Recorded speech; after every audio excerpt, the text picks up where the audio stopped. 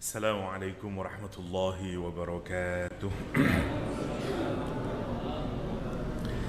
Alhamdulillahi wa kafa, wassalatu wassalamu ala nabiyil mustafa wa ala alihi wa ashabi ahli sidqi wal wafa. Ikhwafillah rahimakumullah. Mugi-mugi mboten ngantuk nggih gara-gara Portugal nih.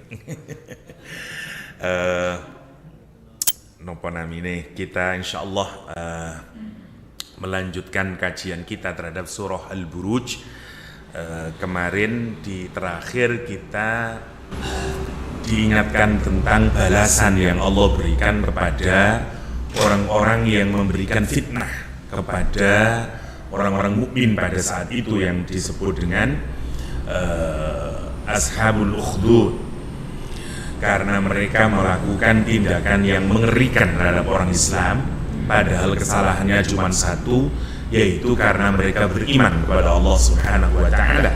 Tapi cara dia menghukum hingga kemudian membakar hidup-hidup adalah sebuah fitnah dari Allah Subhanahu wa Ta'ala, yang pelakunya diganjar dengan adzabul hariq, kata Al-Quran, diganjar dengan neraka jahanam, ditambah lagi walahum adzabul hariq, siksaan yang membakar mereka. Kenapa? Karena dia membakar orang mukmin dulu di dunia. Karena itu Allah membalasnya dengan dimasukkan ke dalam neraka jahanam, dan dia mendapatkan azab yang unik. Di ayat ini digunakan kalimat adzabul hariq. Sementara untuk orang yang beriman, Allah SWT menggambarkan bahwa mereka akan mendapatkan fauzul kabir, kata Allah SWT. Kalau kita perhatikan di dalam Al-Quran, ada 3 jenis kesuksesan itu atau kebahagiaan ya. Satu disebut dengan fauzul mubin, yang kedua disebut fauzul kabir, yang ketiga disebut dengan fauzul azim. Jadi ini tingkatan kebahagiaan atau tingkatan kesuksesan. Fauz dari kata al-fauz ya, atau faza, faiz orangnya. Kalau laki-laki, perempuan faizah. Jadi menawi ingkang ada nama faizah, boten angsal sedih jenenge faizah. Faizah niku wong sing seneng, bahagia, sukses. Lho wonten Bu Faizah kok nesu mawon, sumpek mawon. Nah, ini udah ganti jeneng nih. Sami kali Saidah nih. Ini orang yang bahagia, Saidah, Faizah nih. Muflihah misalnya, wonten semua nama-nama yang menunjukkan orang yang penuh dengan kebahagiaan. Sami kali Pak Sugiarto. Kok Sugiarto kok miskin, wonten Pak. Balik lagi, nanti menarik, Quran itu menggambarkan kesuksesan itu dari yang paling level bawah sampai paling atas. Tapi semuanya sudah dianggap kesuksesan. Ini penting karena kita ini punya ukuran kesuksesan yang kadang-kadang berbeda dengan ukuran Al-Quranul Karim. Kita ini sekarang kalau nyebut sukses itu apa ukurannya? Anak saya alhamdulillah Ustaz, sukses ini. Nopo keterami temu B. Misalnya, alhamdulillah Ustaz, anak saya sukses. Kenapa? Keterima teng ITB misalnya. Atau anak saya sukses Ustaz dari PNS. Anak saya sukses Ustaz, gajinya sekian-sekian, dan seterusnya. Gak ada orang yang menganggap kesuksesan itu dikaitkan dengan capaian ruhani. Misalnya alhamdulillah Ustaz, anak saya sukses. Nopo saat ini sampun sabar lari ini. Dan kata orang yang melihat kesuksesan itu karena urusan duniawi. Apalagi sukses itu kalau kita kaitkan kepada akhirat. Kita kalau melihat Nabi Ibrahim dengan Namrud dalam kacamata dunia saat ini, siapa yang sukses? Namrud. Punya kerajaan, tentaranya kuat, kaya raya. Nabi Ibrahim saat itu jobless, tidak punya pekerjaan, tidak punya identitas. Pesakitan dia, diusir dari negerinya. Tapi siapa yang sukses di mata Allah? Ibrahim alaihissalam. Musa alaihissalam. Kalau kita bandingin dengan Fir'aun, dari kacamata dunia siapa yang sukses? Fir'aun punya kerajaan membentang luas, kerajaan terbesar mungkin di Mesir, di dunia pada saat itu. Dan seterusnya Musa diusir dari Mesir, ya, tidak punya apa-apa dia sampai pergi ke Madian dan seterusnya dan seterusnya. Karena itu kita perlu meredefinisi lagi nopo sukses niku. Kalau menurut Al-Quran, sukses paling bawah itu mayyusrif anhu yawma idzin faqad rahimah wa dzalikal fawzul mubin, kata Al-Quran Karim. Mayyusrif, siapa yang dijauhkan, dipalingkan dari apa? Dari azabnya Allah SWT, anhu, dari azabnya Allah yauma idzin, nanti pada hari kiamat, maka faqad rahimah, dialah yang sungguh-sungguh mendapatkan kasih sayangnya Allah, dia dirahmati oleh Allah SWT. Lah orang yang tidak diazab oleh Allah, dihindarkan dari azabnya Allah SWT, itulah kesuksesan yang nyata kata Allah, yang mubin. Karena sesukses-suksesnya kita, kalau ujungnya kemudian kita akan masuk nerakanya Allah, diazab, ya bukan sukses namanya. Sukses itu di mana-mana adalah di akhir. Kita ini kalau ngerenungin ketemuan alumni atau apa, kita dulu ingat itu siapa yang dulu, masya Allah, perlinte waktu sekolah, ya. Terus saat ini kita lihat, yuk nopo saat ini kita nih. Kita melihat tidak sukses di wong iku. Misalnya, sukses itu selalu kita melihat di akhir. Bukan kita melihat sukses di awal. Ya. Kesuksesan itu dia lihat di akhir. Karena itu kata Ibnu Athaillah akan dari man asyraqat bidayatuhu asyraqat nihayatuhu. Siapa yang sudah cemerlang di awal permulaannya karena dia gumantung teng Gusti Allah, dia selalu menggunakan cara-cara yang benar, tidak sesuai, tidak bertentangan dengan syariah, maka nanti dia juga akan berkilauan di akhirnya dan seterusnya, kata Ibnu Athaillah. Nah kita ini sering melihat itu. Wah dulu biar pas sekolah, masya Allah bikin kita iri semuanya. Wah karena perlintenya dia. Tapi di akhir sekarang kita melihat, ya Allah kok ngono ya akhirnya, dan seterusnya dan seterusnya. Nah maka sama dengan apa yang kita jalani di kehidupan dunia ini, jangan tersilau dengan orang-orang yang mungkin kita anggap sukses tapi tidak menurut aturan Allah SWT. Karena siapa yang tidak Allah palingkan dari azabnya, tidak ada kesuksesan bagi dia. May yusrif anhu yawma idzin faqad rahimah, dzalikal fawzul mubin, kata Al-Quran. Itulah fauz al-mubin, kesuksesan sing cetha weleh-weleh, kata Allah SWT. Maka renungkan itu, di mana Namrud, di mana Fir'aun, di mana kaum Samud, di mana kaum Ad, orang-orang yang menentang Allah SWT kelak di yaumul qiyamah. Semuanya oleh Allah dimasukkan ke dalam neraka jahanam. Yang kedua disebut dengan fauzul kabir, seperti yang kita baca di ayat ini. Allah menjelaskan innal ladzina amanu wa 'amilus shalihat, yang beriman dan beramal saleh, dia masuk surga, dijelasin di bawahnya mengalir sungai. Ya, baru Allah menyatakan itulah al-fauz al-kabir, kesuksesan yang besar. Kalau tadi nyata, ini besar kata Allah. Kalau yang pertama tidak dijelasin surganya, cuma dijelasin dia terhindar dari surga, terhindar dari azabnya Allah SWT. Makanya mau tentu mau bersukses, masih dereng bersurga, asalkan kita ini tidak masuk neraka, sukses.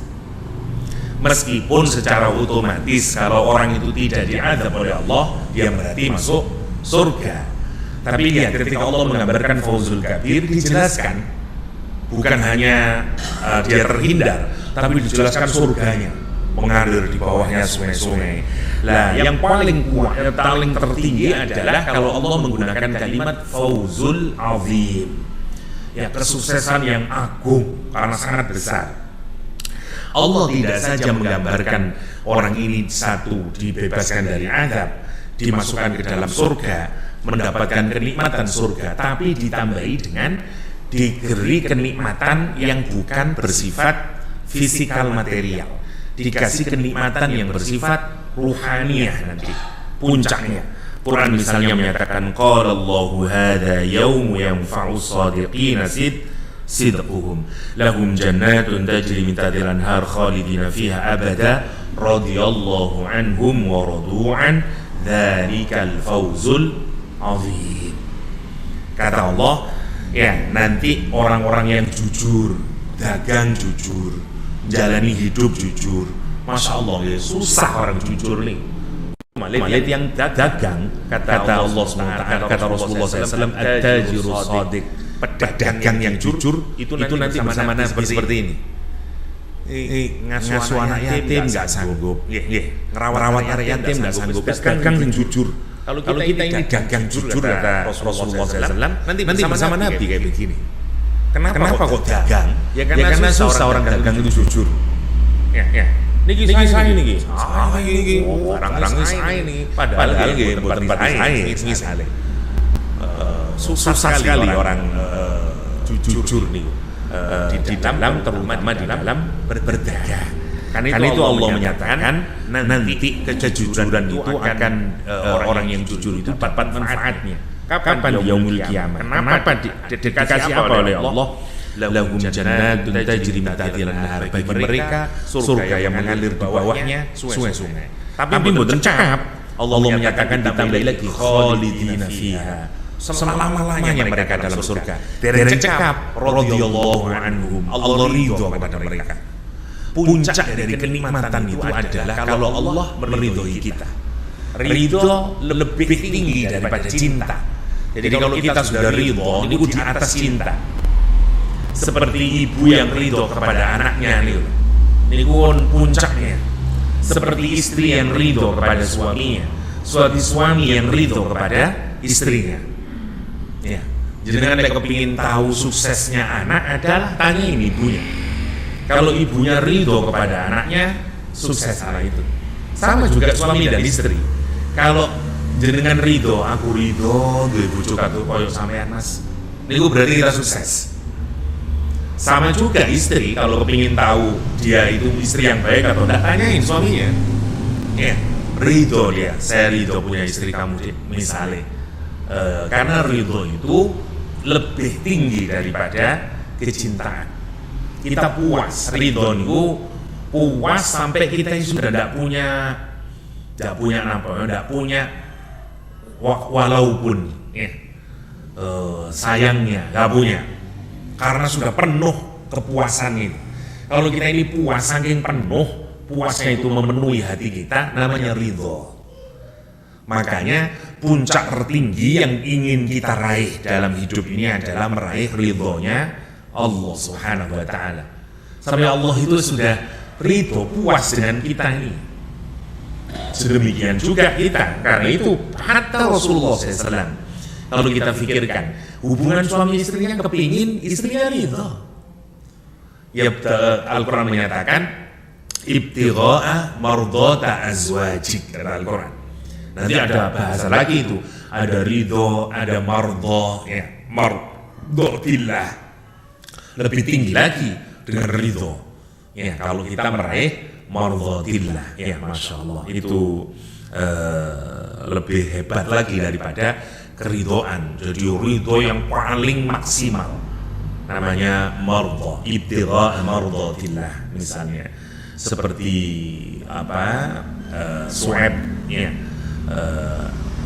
nopo namine yang digambarkan oleh Al-Quran, innallaha astara, ya, minal mu'minina wa minan nasi may yashri nafsahu ibtigha'a mardhatillah, kata Al-Quran. Dan di antara manusia ada orang yang dia menjual dirinya untuk meraih ridhonya Allah SWT. Tapi Quran bukan tentang ridho kalimatnya mardha. Ya, masdar mim itu untuk menunjukkan keridhaan yang paling maksimal. Masya Allah. Lah, orang yang disebut Al-Quran suksesnya itu azim kalau dia gambarnya di dalam Al-Quran itu lebih hebat lagi. Kenapa kita bisa menyimpulkan fauzul azim lebih tinggi? Karena cara Allah menggambarkan kesuksesannya lebih detail. Dilepaskan dari azab, masuk surga, selama-lamanya di surga. Habis itu ditambahi Allah ridho kepadanya dan mereka ridho kepada Allah. Sudah, wonten di atasnya lagi.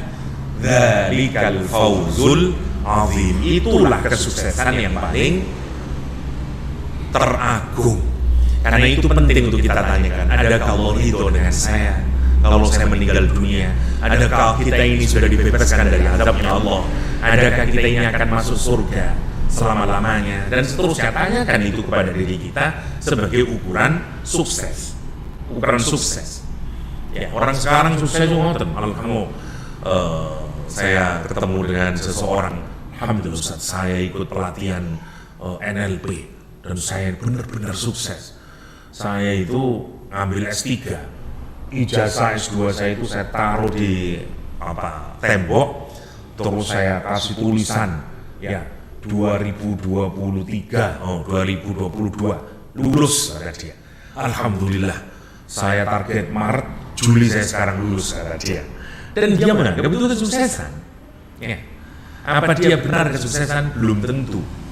Kalau kesarjanaan kita itu membuahkan kita nanti menjadi orang yang diridhai Allah, namanya sukses. Itu yang kita pelajari. Makanya ashabul ukhdud tak sama sekali bukanlah gambaran dari orang yang sukses. Itu yang pertama yang kita pahami dari kajian kita kemarin. Kita insya Allah bisa menyelesaikan surat Al-Buruj untuk selanjutnya ya. Mari kita lihat. Bismillahirrahmanirrahim. Inna batsha rabbika lasyadid. Inna batsha rabbika lasyadid. Kata Allah SWT, setelah Allah menggambarkan fauzul kabir, Allah menyatakan inna, sungguh, batsha. Batsha itu kalau kita memegang, menangkap, grip kalau dalam bahasa Inggris, kados akhoda, cuman dia lebih berat lagi daripada akhoda. Biasanya kalau Allah berbicara tentang cara kita mengambil seseorang untuk kita masukkan ke dalam neraka, ya, dalam Al-Quran biasanya pakai akhoda. Akhoda itu mengambil dengan mudah untuk kemudian diseret, dimasukin ke dalam nerakanya Allah. Misalnya surat Ar-Rahman yang pernah kita kaji, ya, fayukhadu, ya, dari kata akhoda, ya, yukhadu, dan dia diambil, maksudnya ditangkap kemudian dibawa masuk ke neraka. Fayukhadu bin nawasi, maka dia diambil, ditangkap melalui ubun-ubunnya sini, dipegang ubun-ubunnya. Fayukhad, maka dia dipegang, ya.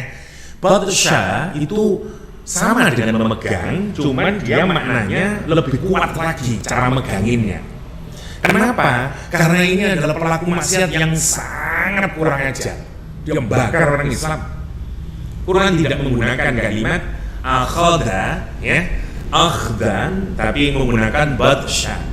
Inna batsha, semuanya cekelani pangeran itu. Maksudnya bukan dipegangnya, Pak. Ini kalau ada orang maling atau apa, kita pegangin dia.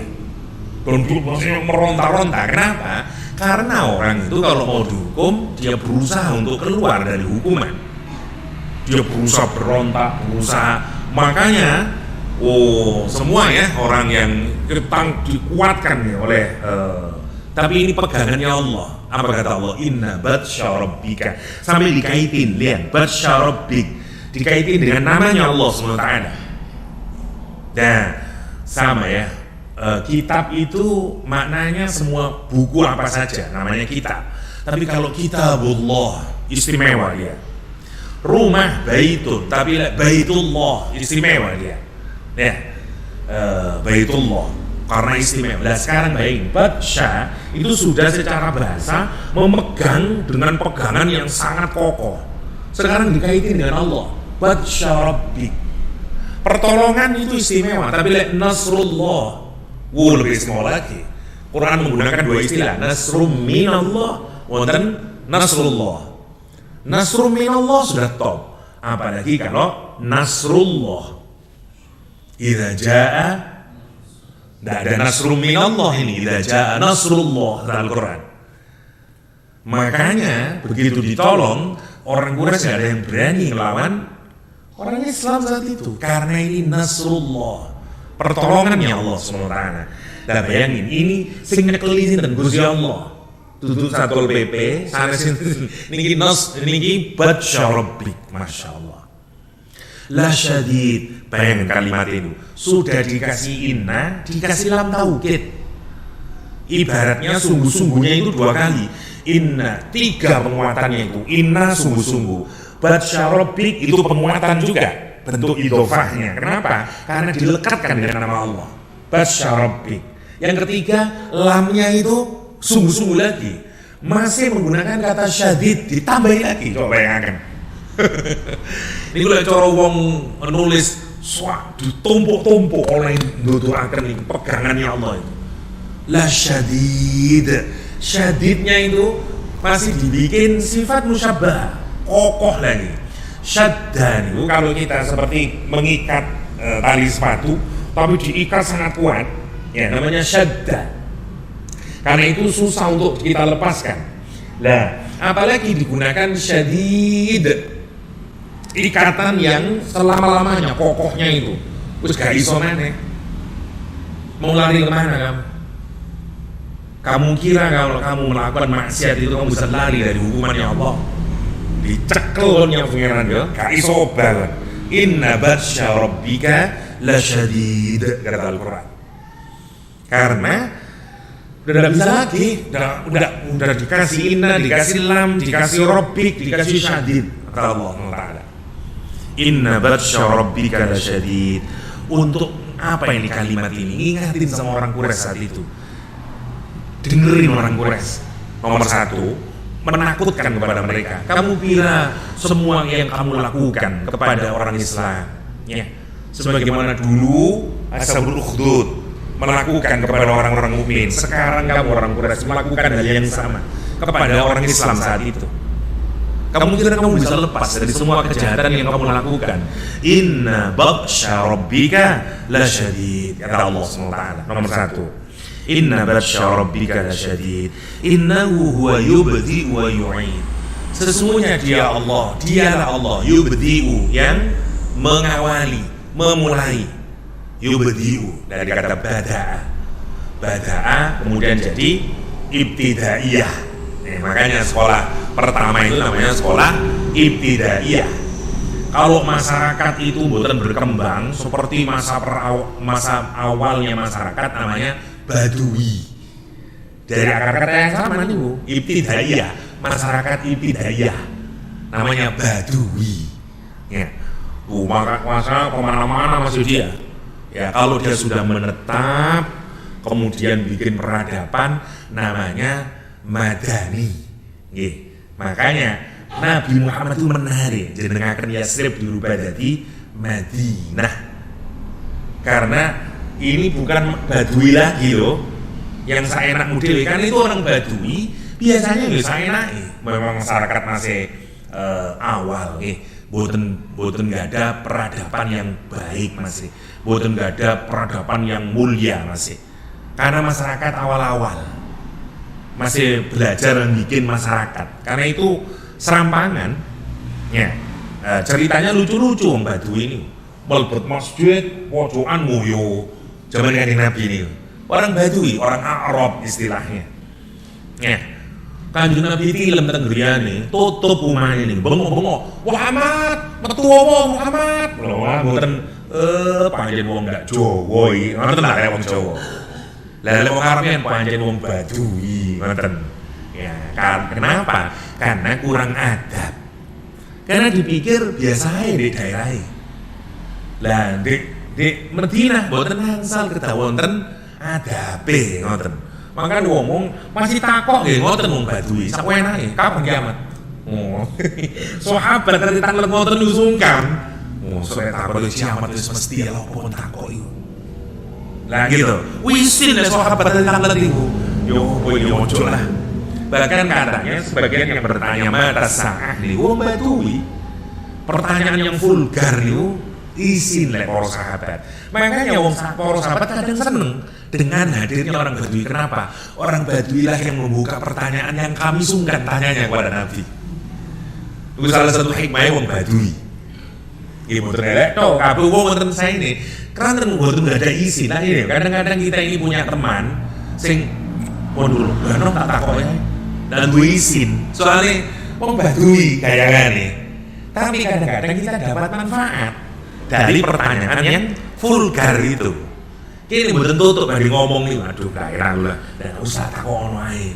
Jaluk iro itu kadang-kadang. Masya Allah ini. Kulo kadang lek diundang wonten SMS mohon ngapunten Ustaz, berapa nggih? Biar kulo mboten jawab. Masya Allah. Nah, menarik orang itu di napa namine wonten sing mboten dianggap biasa mawon wonten iki. Ada yang menganggap niku mboten sae, keranten mboten kurang etis istilahnya. Lah ini masalah badula. Quran menyatakan Allah yang yubdi'u, Allah yang mengawali segalanya ini. Nah yubdi' itu biasanya sama dengan kata fatir, badi'. Semuanya itu yang ngawali Gusti Allah. Karena itu Allah itu maha bid'ah Allah ini. Karena bid'ah itu sesuatu yang baru. Lah Allah itu yang maha membikin semua yang baru, yang bid'ah-bid'ah, maha inovatif. Badi'us samawati wal ard. Badi' dari kata badi' muncul kata bid'ah. Lah Allah itu selalu bikin yang baru terus. Boten wonten Allah niru, boten wonten plagiat, boten wonten. Karena itu badi'. Ya. Fatirus samawati wal ard. Waqila Ibnu Abbas mboten ngertos waqila fatoro niku apa yo. Dan kemudian Ibnu Abbas ningali wong Arab Badui. Lah kelebihan orang Badui adalah bahasanya murni. Ada dua orang itu sedang bermain kira-kira begitu. Lah bikin sesuatu terus yang satu bilang, "Siapa ini yang bikin awal ini?" Kalimat yang dipakai fatoro. Karena itu kata Ibnu Abbas, oh berarti fatoro itu yang mengawali bikin. Kita terjemahkan dengan the originator, yang awal membikin, namanya fatir. Ya, fatirus samawati wal ard. Allah yang bikin dari ketiadaan kemudian menjadi ada. Ya, dan seterusnya. Jadi setelah fatir jadi khaliq, ya, baru khaliq, baru menciptakan. Tapi yang dari awal namanya fatir. Nah, Allah yubdi'u. Tapi Allah bukan hanya yubdi'u wa yu'id, dan dia yang mengembalikan lagi. Nah, apa maksudnya ngeten? Orang-orang ini, kafir ini punya prinsip ngeten. Itu kan orang beriman itu nanti kalau mati ya sudah selesai, gak ada lagi. Kita pun sekarang ngukulin, kita berbuat yang sembrono, kurang ajar kepada mereka itu, ya habis itu ya selesai lah. Tidak mungkin kita ini akan dibangkitkan lagi, tidak mungkin akan dimintai pertanggungjawaban lagi. Allah menyatakan innahu huwa yubdi wa yu'id. Dia yang mengawali dan dia juga akan bisa mengembalikan lagi. Kamu diciptakan oleh Allah dan nanti kamu kira habis enggak, nanti kamu diadakan kembali lagi, dibangkitkan dari alam kubur. Ya Allah yang melakukan semuanya itu. Sebagaimana kamu sekarang berbuat kejelekan, kamu kira habis dah. Allah nanti akan minta pertanggungjawaban atas semua amal yang kamu lakukan. Innahu huwa yubdi'u wa yu'id, kata Al-Quranul Karim. Wa huwa al-ghafurul wadud. Dan dia Allah al-ghafur al-wadud. Yang satu al-ghafur. Semuanya ini bentuknya mubalaghah, bentuk paling maksimal.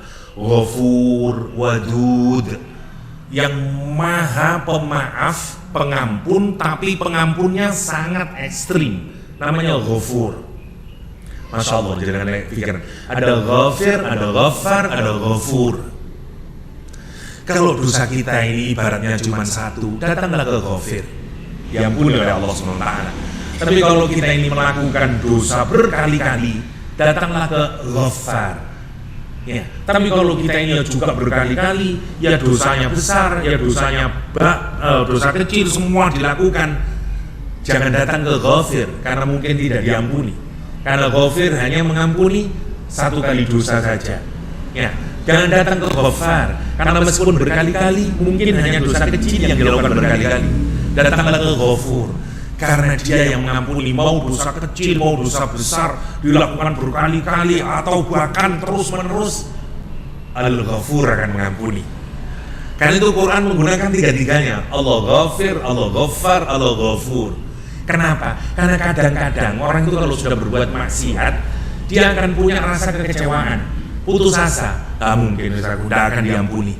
Masih ingat kisah 100 orang yang membunuh 100 orang? nanti muncul orang itu punya perasaan sudah mungkin aku diampuni. Nah, kenapa Allah menyatakan Ghafir, Ghafar, Ghafur? Karena itu. Mungkin kita kalau pertama kali maksiat, mungkin insyaallah datanglah kepada Allah mudah diampuni. Karena Allah Ghafirud Dzambi. Ya, karena itu Ghafir gandengannya satu, dosanya itu Ghafirud Dzambi. Masya Allah. Bukan Ghafirud Dzunub, Ghafirud Dzambi. Kalau Ghafarud Dzunub, Masya Allah, itu indahnya Al-Quran. Karena kalau dikasih tasdid itu berulang-ulang. Ghaffar, ya, Sattar, Satarul Uyub, bukan Satarul Aib, Satarul Uyub. Karena Allah Maha menutupi aib-aib kita, Satarul Uyub. Tapi Ghafur niku Masya Allah, mengampuni Allah dengan amat sangat, berapapun dosa kita. Namanya Ghafur. Yang paling menarik lagi, kok iso ya wong kita melakukan dosa terus kita ini mohon ampun, diampun oleh Allah, tapi juga dapat pahala. Lalu lucu loh dari pikir nih.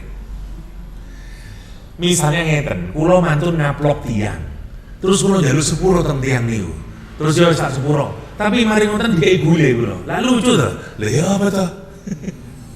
Njaluk sepuro terus disepuk, aku sepurane mari ngaplok sampean. Iya, sak sepuro awakmu. Iki gule nggonmu nih. Ini pula lucu loh, Masya Allah, iso ngoten. Jangan ingat ya orang baca istighfar nih. Dia ini habis berbuat maksiat, terus ngomong astagfirullahaladzim, astagfirullahaladzim. Nopo nih? Satu, diampuni dosa kita. Mergo jenengan moco astagfirullahaladzim dapat pahala loh, boten. Dapat pahala. Tapi tidak dipikir lah iya. Aku berbuat dosa kok.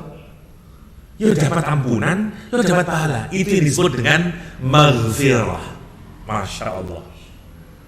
Jadi pasti ini lah di sepuro tok toh. Tapi lek gule ya sepurane aku ndak ngeki awakmu kon mari nglarani atiku kok. Kan ngoten to mesti ini niku. Tapi ajaibnya istighfar niku ngoten. Istighfar itu ibadah. Karena dia ibadah ya dapat pahala. Tapi lek dipikir-pikir lek salat dapat pahala masuk akal. Sedekah dapat pahala masuk akal. Lalu istighfar kok iso dapat pahala niku lho. Jadi itu kepemurahan ya Allah Subhanahu wa taala. Masya Allah kalau kita pikirkan, wa huwal ghafurul. Bukan hanya ghafur sekarang, wadud. Mahabbah niku cinta. Tapi lek cinta niku pun ekstrim cintanya, namanya mawaddah. Nomor satu maknanya. Karena itu mawaddah itu tidak mungkin sudah bisa ditahan dalam hati. Karena dia akan muncul dalam bentuk ekspresi. Namanya mawaddah. Makanya cinta yang sudah berwujud menjadi materi namanya mawaddah. Cintanya wis bentuk ngelamar, cintanya wis bentuk nukono omah, cintanya wis bentuk semua itu bentuk materi pun. Duduk mung I love you, I love you, I love you, I love you mawon. Boten. Tapi saking kuatnya cintanya sampai gak iso kecuali keluar mewujud menjadi kata-kata, mewujud menjadi amal, mewujud menjadi ngoten, namanya mawaddah. Mergani tiang bebojoan boten mahabbah mari. Mahabbah itu waktu awal-awal mawon angkah tukah. Yang kita mohonkan orang menikah niku boten mahabbah, mawaddah. Cinta sing nemen sampai wujud bentuk materi. Keluar kata-kata yang indah, sikap yang baik, ngoten. Perawatan yang baik, kabeh karena mawaddah. Kabeh dunyaku iku gawe awakmu Dik. Ngono namine mawaddah niku. Namine mawaddah. Makanya mantun sakinah dados mawaddah. Nah, Quran niku Gusti Allah niku boten kok hanya orang yang memberikan mawaddah, zat yang memberikan mawaddah, tapi wadud, maha cinta. Yang mencintai kita bukan hanya dengan aku mencintai kamu, tapi Allah memberikan kita sekian banyak hal. Jangan pikirkan, nah iya Ustaz, kenapa sekarang kok tiba-tiba wonten al-ghafurul wadud? Setelah Allah menggambarkan inna batsya rabbika lasyadid, innahu yubdi'u wa yu'id. Kenapa? Karena jangan sampai kesannya orang itu Allah itu pendendam, Allah itu buruk, Allah itu medeni, ngoten tok pikirane. Wah, Gusti Allah berarti cekelane ae koyo ngono. Wong-wong disiksa neraka. Dan tidak akan ada. Terus kita ini dosa hancur tidak mungkin. Nah, kita ini kalau hanya dikenalkan Allah yang sifatnya tadi, sifatnya inna batsya rabbika lasyadid, innahu yubdi wa yu'id. Udah. Mboten peluang jenengan itu bakal nopo namine bangkit wis ajur wis buyar wis. Karena kita melakukan maksiat. Karena kita tidak mungkin bisa lari dari hukuman Allah. Karena Allah lah yang akan mengembalikan kita. Dan saya tidak ada peluang lagi. Dan kita akan depresi kemudian. Nomor satu, secara rohani. Ya, tapi karena kita mengenal sisi Allah yang lain, itu yang membangkitkan. Muncul positif thinking lagi, enggak kok aku iso. Allah masih bisa memilih saya, masih dikasih peluang untuk bisa taubat. Ini maksudnya. Sehingga kita ini balance. Lah kita mengenal Allah itu kedah kali-kali ini. Ngoten teng Islam nih. Jadi kita mboten angsal jenengan pun kenal Allah Latif, Rahman, Rahim, Wadud, Syakur, Sabur, enak-enak tok niku. Tapi juga harus kenal Allah Al-Mutakabbir, Al-Qahhar, Al-Jabbar, Al-Mutakabbir, Syadidun Iqab. Itu harus kita dzuntiqam. Jadi jangan nih menengahi Allah cuman Maha Penyayang, Maha Pengasih, Maha Lembut, Maha Pecinta, Maha ini Bu, cocok ini Bu. Nih, Maha Pemberi Rizki, Maha Penyabar. Waduh, tenang lah ini. Tapi juga kenal Allah yang lain, Maha Sombong, Maha Pemaksa, Al-Jabbar, Al-Qahhar, Dzuntiqam, yang memiliki dendam, Syadidul Iqab, yang berat siksanya. Wow. Kenapa? Karena jenengan tidak akan bisa mentaati Allah dengan baik kalau hanya mengenal cuma salah satu di antaranya. Kenapa kita Nabi Muhammad itu diturunkan? Karena Nabi Muhammad mengembalikan lagi watak agama yang benar. Orang Yahudi membawa agama itu ke sebelah kanan ini. Al-Qahhar, Al-Jabbar, Gusti Allah itu hakim, maha adil. Buyar kan, diadab kan. Agama itu menjadi keras. Karena isinya cuma halal, haram, dosa, rokok, ngoten tok isine. Disiksa kan. Dan seterusnya. Karena akhirnya orang Yahudi sampai dengan ningali agama Yahudi menarik. Disowai kabeh tentang neraka niku. Saking wedine wong Yahudi. Sampai hatta koyo mboten wonten neraka niku. Sampai nang iki teng Taurat niku. Karena disobekin dulunya. Lah, Taurat, Injil ya ngoten. Karena itu diutus Nabi Isa. Nabi Isa mboten betul syariah baru. Kenapa? Karena hanya memasukkan cinta ke dalam ajaran agama yang sudah kehilangan cintanya. Pun keras agama Yahudi ini. Makanya Nabi Isa diutus menjadi pemberi kabar gembira. Karena isinya pun nazir tok temen iki. Nabi Isa menjadi basyir. Nabi ini mesti loro fungsinya, basyiran wa nadhira. Tapi ulama-ulama Yahudi niku begitu Nabi Musa meninggal dunia, dadosaken agama cuman dadi keras tok. Karena itu diutus Nabi Isa cek lembut malih. Mergani nopo yo ajare Nabi Isa kok cek koyo lembut temen. Ya, dulu hatta orang salah sedikit pun hukum. Ibarat kalau saniki, hukum kita sekarang, kita malah tidak tertarik sama hukum. Kenapa? Kenyataannya kayak begitu. Tebang pilih hukum. Mosok ngomong ini tok wis mlebu penjara. Mosok nyolong wit kaya jati sijil mlebu penjara. Masa sih nyolong semongko sijil wis di dan seterusnya. Saya ini sedikit hukum, sedikit masalah hukum, kayak begitu. Dan orang kalau begitu, akhirnya dia melanggar hukum. Ya, lah sama dengan wataknya orang Yahudi. Makanya diutus Nabi Isa. Nabi begitu Nabi Isa lahir, meninggal dunia, Nabi Isa diangkat oleh Allah SWT. Apa yang terjadi? Agama ini dari ke sebelah kiri. Lembut, penyayang, ngoten tok. Gusti Allah itu Maha Pengasih, cinta tok mriki. sampai nuduh sopo ya sudahlah diampuni. Lah orang kalau beragama dengan model begitu, akhirnya juga ngeremehin agama. Apa-apa.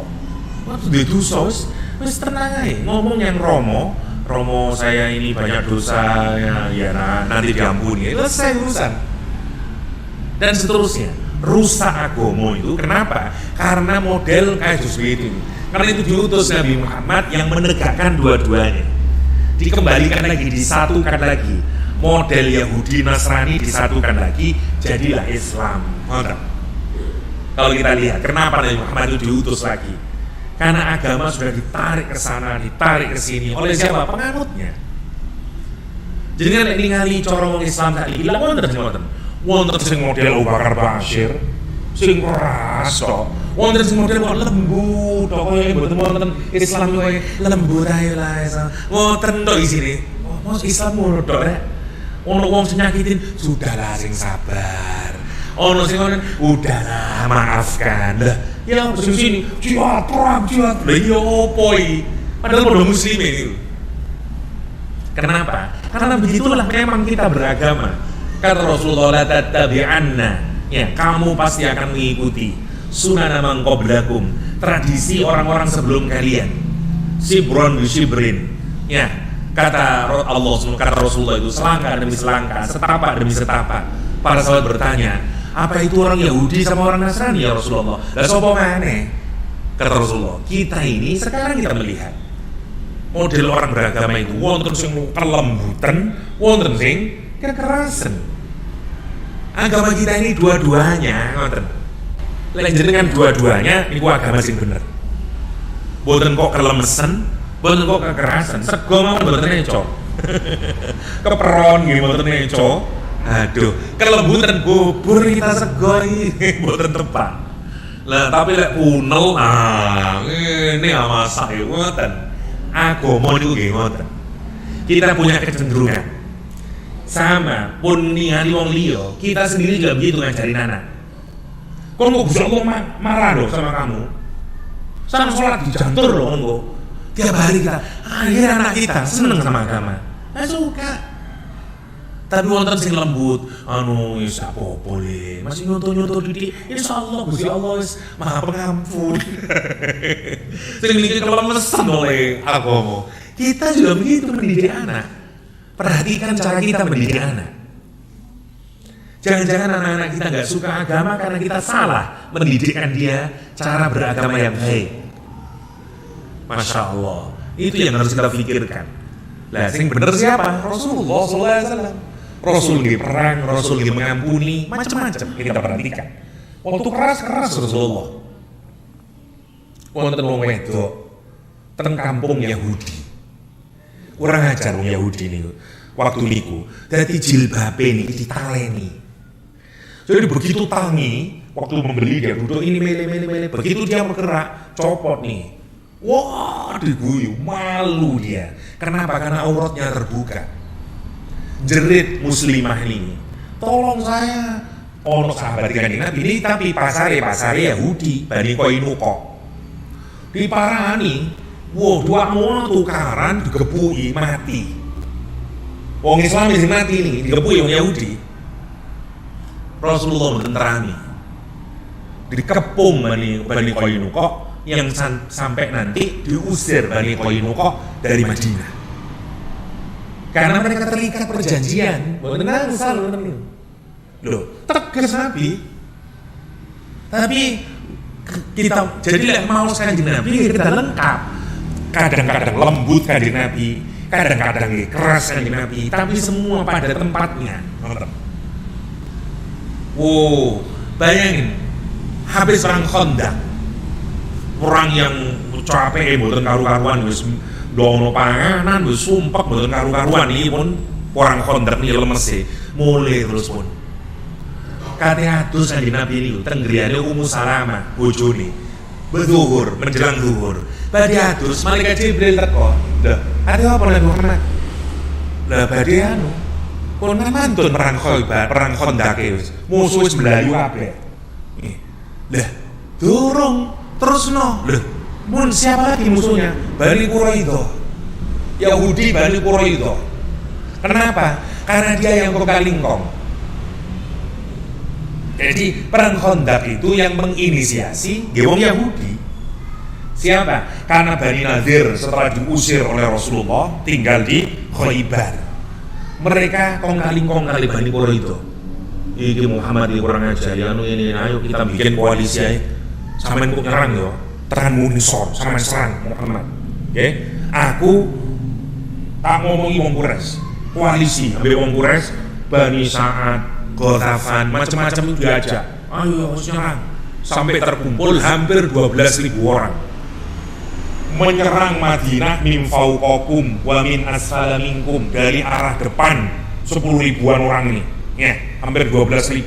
Dari arah belakang ini yaitu Bani Quraidah, kalau Bani Nadir. Nyerang dari belakang. Digencet terus Nabi Muhammad ini. Tapi Nabi Muhammad tidak tahu karena semua diletakin di depan.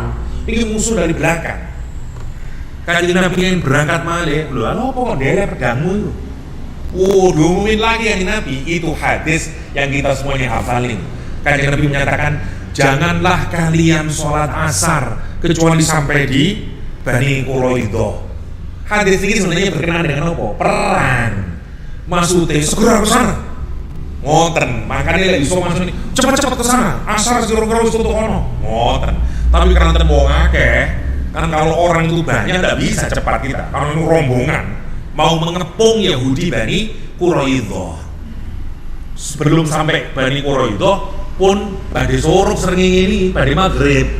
Bingung sahabat, yo opo iki? Yo opo iki? Yang satu pakai Quran.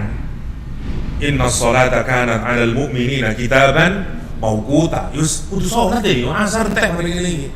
Yang satu pegangan hadis, ndak eling kanjeng Nabi. La yusolliyanna ahadukum, enggak boleh salat asar yang kecuali di kampung Bani Quraidah. Ndak, aku tak Bani sesuai hadisnya kanjeng Nabi. Kira-kira ngomong loro nih, sebelah salat, yang satu nanti salat. Kapan salatnya? Menjelang Isya. Salat asar menjelang Isya. Pulang eker-ekeran, kata Rasulullah, loro-loro ini bener. Lihat. Karena muncul dari ijtihad yang benar. Ya, semuanya itu bukan krono nafsu mikir ini. Karena ketaatan pada Allah, suasananya perang dan seterusnya. Dan itulah para ulama. Jadi kalau ulama berbeda pendapat dan munculnya itu karena berpikir, karena niati ikhlas, kita harus hormati. Ngoten prinsip ini. Kalau terjadi ikhtilaf di antara para ulama. Kedawan kula mboten selesai manggal burut.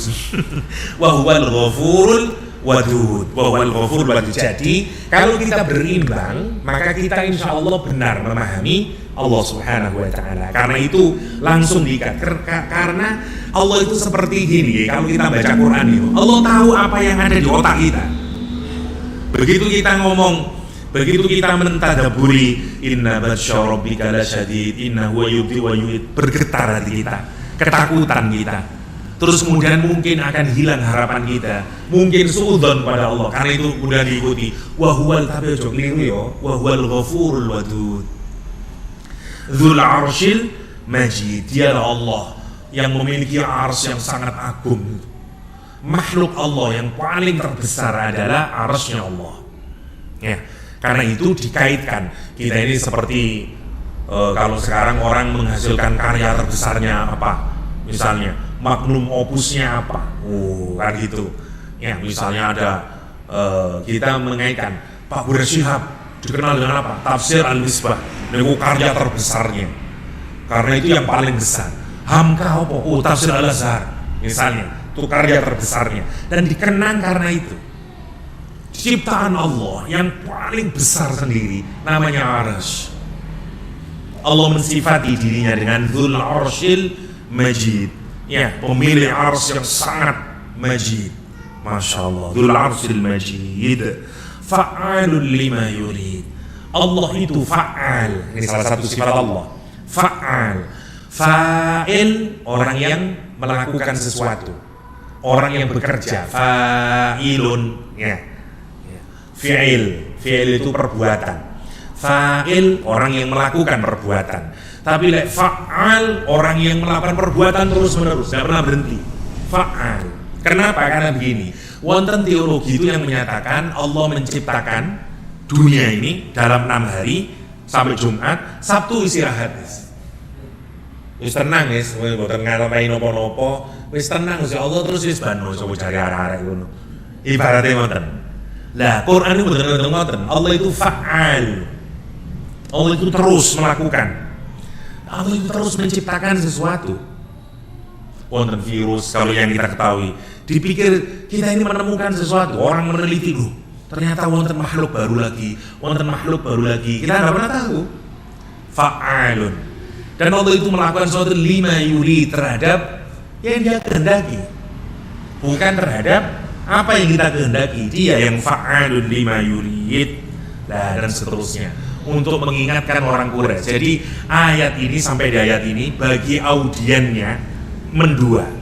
Bagi orang mukmin ini adalah nopo, membawa kabar gembira, penguatan buat orang mukmin. Meskipun dalam kondisi yang lemah dan seterusnya, diingatkan, lihat itu, kita ini seperti ashabul ukhdud, sekarang dihina-hina. Tapi percayalah, inna batsya rabbika lasyadid, innahu yubdi'u wa yu'id. Allah akan mengampuni seluruh dosa-dosa kita. Meskipun kita ini innahu wal ghafurul wadudul arsyil majid, fa'alul lima yurid. Bagi orang mukmin, bagi orang kafir, ini pengingat buat dia, biar dia berhenti. Masya Allah. Nah, kemudian diingatkan lagi, lihat, lagi-lagi persis rumus hidayah nih, di depan, di belakang, di atas. Ya, setelah Allah ingatkan ayat Al-Quran turun nabatsya rabbika dan seterusnya, sekarang diingatin oleh Al-Quran, hal ataka hadisul junud, tidakkah datang kepadamu berita, cerita tentang al-junud, tentara. Tentara dalam bahasa Arab itu wonten 3. Wonten jaish, wonten jundun, wonten askar. Jadi kalau umroh askari. Wah. Askar sama jaish atau juyus niku sama maknanya. Tentara yang ada profesionalnya, ada yang tidak profesional, campuran sipil. Namanya tentara ini duduk Kopassus tok, ono Satpol PP nih, ono sing ndak iso nyekel bedil, campur dari setunggal. Namanya jaish atau askar. Tapi lek tentara itu profesional semuanya. Ini kados Densus 88, misalnya top-topan itu nih, misalnya apalah seperti tentara yang top lah, ya. Nah, misalnya ini seperti teng Inggris M16 misalnya atau apalah top ini namanya junud, ya, orang Indonesia banyak namanya Junaidi. Jundun itu tentara. Lek tentara kecil Junet, ya, Pak Junet. Bahasa Indonesia kita banyak sama namanya Junaidi. Nah, tentara kecilku, maksudnya tentara yang aku senangi. Jadi Junet jadi tentara pas. Junet kok dagang, bukan tepat. Ya. Tentara kok dagang, ya. Junaidi, ya. Atau Jundun, ya. Junud tentara yang profesional. Kata Al-Quran, apa kamu tidak dengar, tidak datang kepadamu berita tentang al-junud? Hadis itu berita yang fresh, berita yang baru. Seperti apa sekarang cerita yang baru? Portugal lawan Uruguay 1-0, Ronaldo masukin, itu baru, karena baru saja kejadian. Tapi kalau kita cerita, Maradona itu dulu ngegolaken, sebenarnya itu salah itu, dia pakai tangannya itu, karena itu disebut dengan God hand, tangan Tuhan ada dia, karena ngegolaken kali tangani, dan seterusnya. Tapi bukan wong terus kertos. Nah ini cerita lalu atau cerita baru? Cerita lalu. Nah cerita yang terjadi di masa yang lalu itu boten disebut dengan hadis, karena hadis itu hadisah, hudus, sesuatu yang baru. Nah, tapi yang menarik, kenapa kok disebut hadis padahal ceritanya masa lalu? Karena cerita ini baru, tapi cara Allah menghadirkannya sampai seperti sesuatu yang baru buat kita. Quran itu ngoten, Meskipun cerita tentang Firaun, cerita tentang Samud, cerita tentang Nabi Adam, tapi dia selalu menjadi sesuatu yang baru buat otak kita, buat batin kita. Ngoten maksudnya. Karena itu dia menggunakan kalimat hadis. Hal ataka hadisul junud, kata Al-Quran.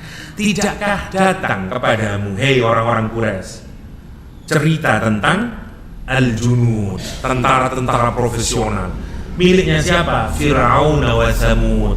Tentaranya Firaun, profesional semuanya. Wa Samud dan Samud. Lah, kenapa? Karena audiennya orang dua. Satu, orang-orang yang mengenal ahlul kitab, ya, seperti Yahudi Madinah dan seterusnya. Dia kenal dengan Firaun, dengan tentaranya yang kuat-kuat. Wa Samud. Samud itu orang Arab yang hidup sekarang di perbatasan antara Arab dengan Yordan, ya. Namanya tempatnya sekarang menjadi Madain Soleh, sudah menjadi daerah pariwisata sekarang, ya. Namanya Madain Soleh, umatnya Nabi Soleh, namanya kaum Samud. Kurang ajari, nemen kaum Samud nih. Nah, dia renungkan itu. Kamu udah datang tak? Tentara, lihat itu tentaranya mereka itu. Ajur mur, Fir'aun kemana mereka semuanya sekarang? Ya, tentaranya semuanya Allah hancurkan semuanya. Samud yang gagah nih. Sedangkan ingat kaum Samud yang memahat gunung-gunung gitu. Wah, ini wong kuat-kuat, gunung dipahat. Bayangin, sampai dari rumah. Yo lek zaman saniki wonten bulldozer, wonten macam-macam. Dulu udah ada listrik. Tidak ada apa-apa, pakai tangan mereka itu. Buatnya profesional, kuat-kuat orangnya nih, kaum Samud nih. Tapi Masya Allah, Allah hancurkan, ya. Dikasih soihah, suara yang sangat keras, mati ngapain. Dan kurang ajar nih, mereka ngici-ngici Nabi Soleh. Panah hebatnya mereka. Gini aja Soleh, keluarin nih unta dari bongkahan batu besar nih. Keluar untanya. Wonten sumur ya teman-teman. Nabi Soleh ngomong, oke, sekarang dibagi ya. Nanti ada waktu khusus untuk unta ini minum. Tapi jangan ganggu kalau waktu hari itu waktunya unta minum. Wah, lama-lama mulai geridinya muncul, tamaknya muncul. Wonten wong sing kepengin ame biaya banyu, tapi ini hari terlarang, ojo ndak oleh. Engko kan kata Nabi Soleh ndak boleh iki dudu unta sembarangan iki. Wah, mau kita lagi butuh ya, opo ini, lorok banyu ini, misalnya ngoten, badhe minum ini, dalan apa-apa paling pelan-pelan mulai disakiti, sampai mereka memutuskan untuk dibunuh, untanya dibunuh. Idzim ba'atsa ashqaha, kata Al-Quran. Ingatlah ketika bangkit orang yang paling jelek di antara mereka. Ashqaha, kata Al-Quran. Orang yang paling buruk di kalangan mereka. Dia yang awalnya, kalau kita baca tafsir 9 orang nanti. Ayo saya dipatennya, patennya. Oh coy, patennya ayo. 9 orang. Lah yang lain nabui. Ayo, ngoten. Karena itu dihancurkan semuanya nanti. Karena itu dengan mau tafsir, para ulama itu sampai mempertanyakan diri, kenapa yang dihancurkan seluruh penduduk? Padahal yang membunuh cuma 9 orang. Bahkan Al-Quran menyebut hanya ketuanya saja. Idzim ba'atsa ashqaha. Ketika bangkit orang yang paling terjelek di antara mereka. Qidar bin Saif atau siapa namanya, ngajak 9 orang ini, ayo semuanya. Tapi yang lain seluruh penduduk butuh wonten sing nyegah, malah bersorak-sorak. Ayo. Dan cara mereka menyembelih untanya Nabi Soleh kurang ajar. Boten kalau langsung dipateni, dimutilasi, dikertirin betisnya, dengkulnya, gelocoran gede, dia lari ke atas bukit, mengaum dia, dan seterusnya. Dan wakila sedang hamil juga untanya. Masya Allah, idzim ba'atsa ashqaha. Dan Nabi Soleh pun berok-berok itu. Faqala kata naqatallah. Rek, iku untone pangeran iku rek. Ngoten. Teng bahasa Arab kalau pakai a itu kados lek jenengan kados ada mobil jenengan di pinggir jalan terus tak beda to ngomong ada mobil kan kan beda lah wong Arab niku kalau ngomong untuk menunjukkan weh hati-hati yo nah niku diganti a bunyinya naqatallah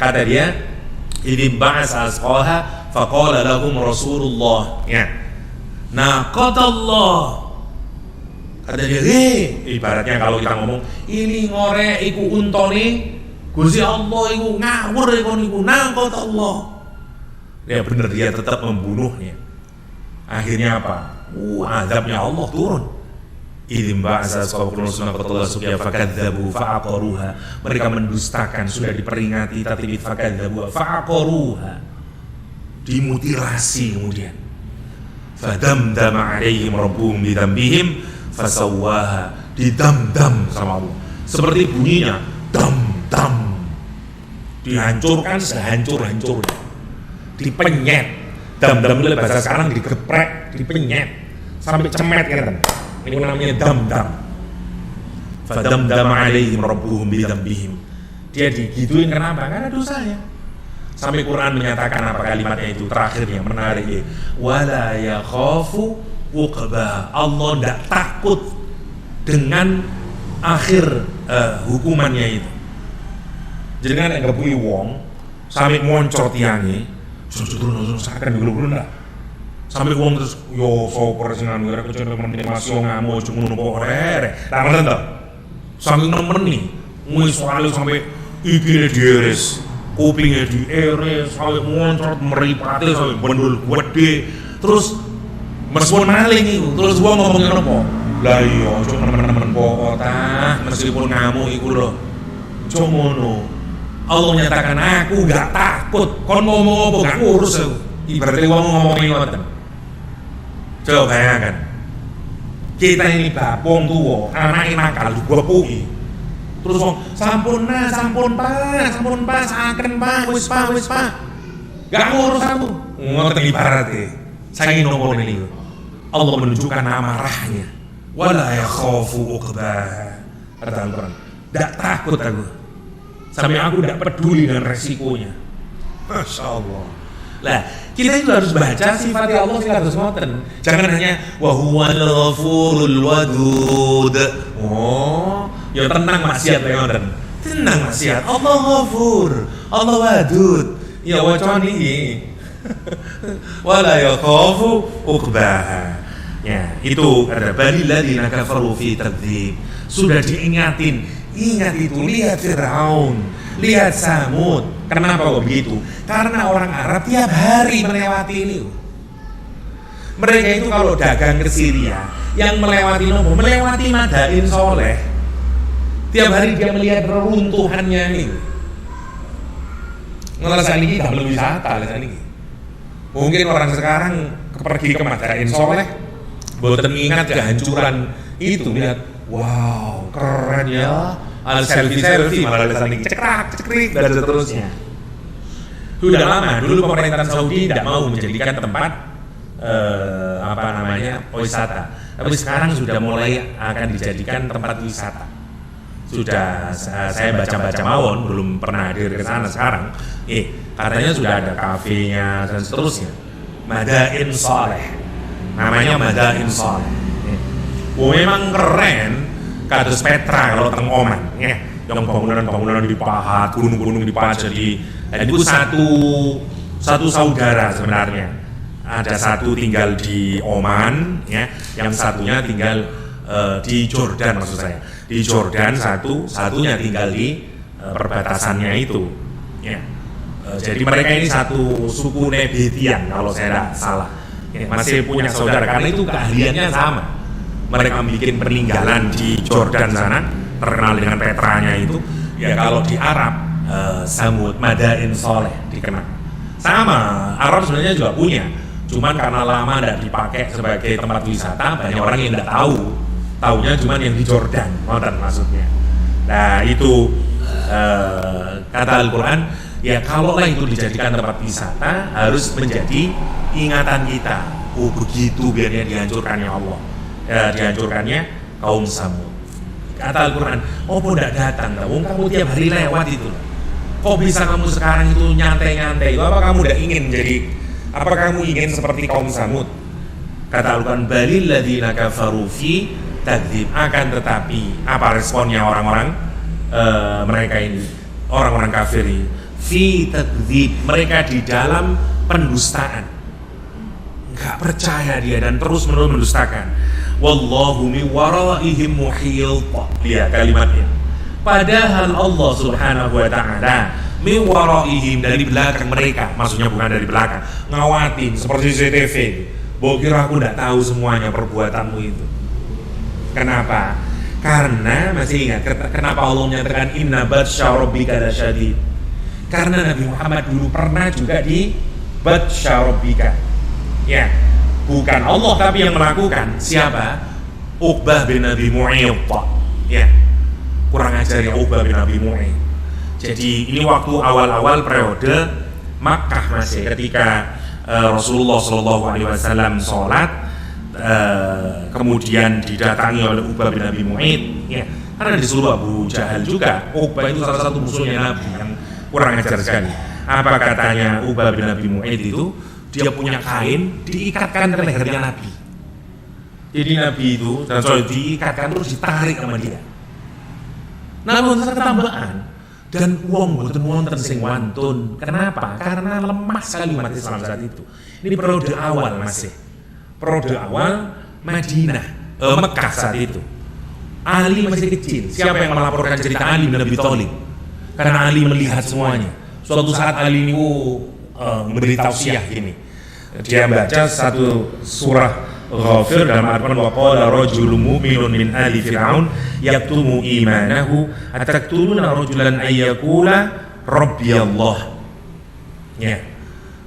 Ali kemudian menyatakan, siapakah yang paling hebat imannya? Lah banyak pendapatnya. Ali belum menyatakan Abu Bakar.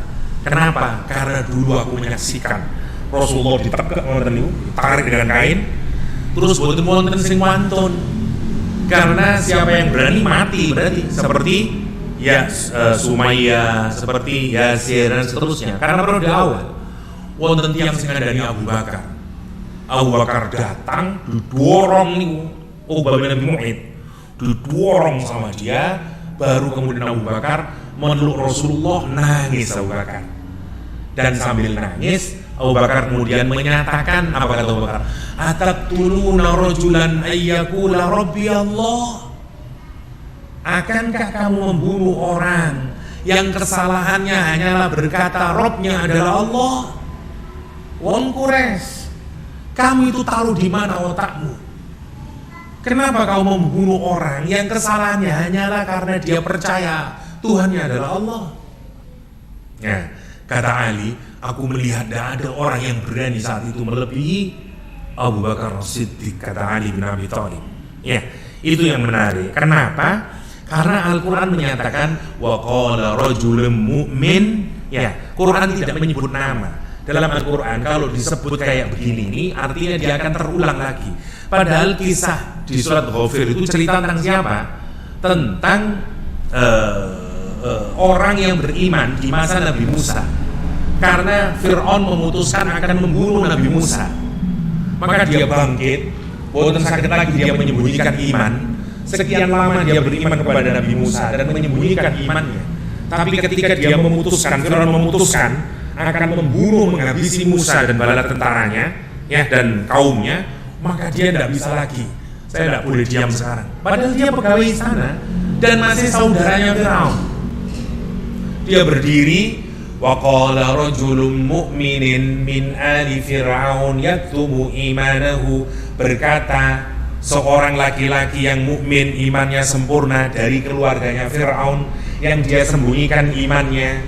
Di hadapan Fir'aun dia berkata, apakah kalian semuanya ini, hei Fir'aun dan bala tentaranya, akan membunuh Musa yang kesalahannya hanyalah berkata Tuhannya adalah Allah? Itu maksudnya.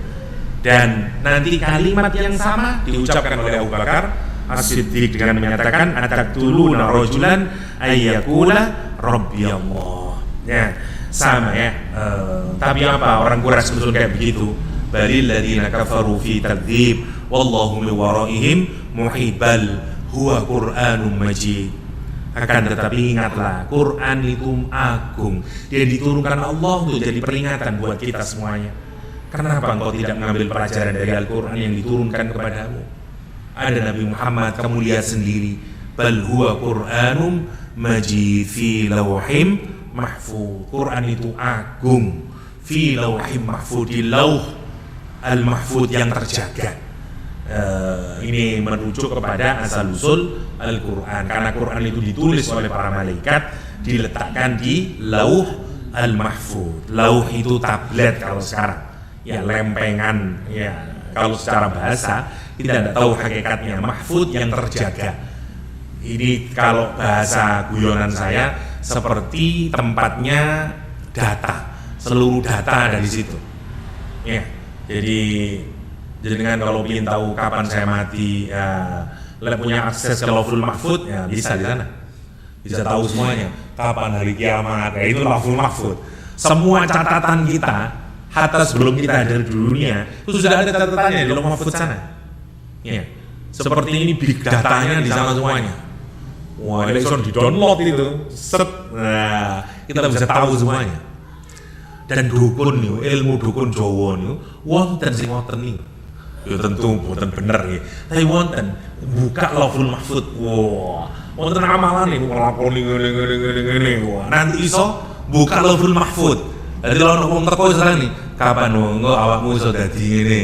Ya kadang ono tepake, wong namine tepak-tepakan, nah gitu. Sama orang judi kadang menang meskipun banyak kalahnya. Namanya dukun, masya Allah. Ya.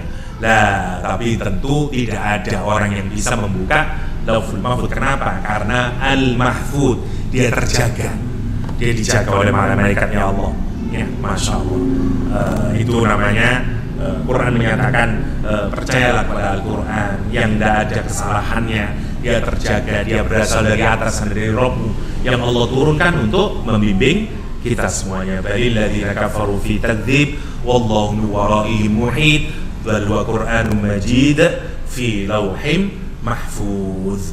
Demikian akan saya kula sampaikan, mugi-mugi wonten manfaatipun. Adanallahu yakum ajma'in wa sallallahu ala nabiyyina Muhammadin wa alihi wa sahbihi wasallam wa akhiru da'wana alhamdulillahi rabbil alamin. Subhanakallahumma wa bihamdik, asyhadu an la ilaha illa anta, astaghfiruka wa atubu ilaik. Assalamualaikum warahmatullahi wabarakatuh.